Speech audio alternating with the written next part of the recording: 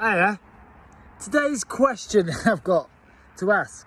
Well, before I ask it, let's be clear. We're all clear about the same thing. At the moment, we've got a lot of good versus evil and evil versus good. Whatever way you want to look at it, whatever side you're on. Right. Now, I'm going to assume, I'm going to assume you're on the good side, right? I've got a question.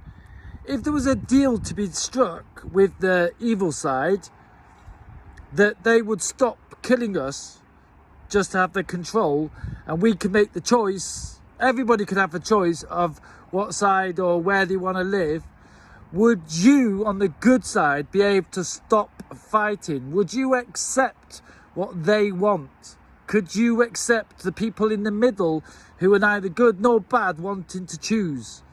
Could you accept that so they could let you live, or they could accept us being free? Whatever way around, could we accept each other? Could you accept the evil? Can you? That's the question of the day. Of course, if we can stop killing each other, that's the only condition for both sides. We stop killing each other, because death comes around anyway. So we stop killing each other and we accept each other. And we were all honest about our intentions.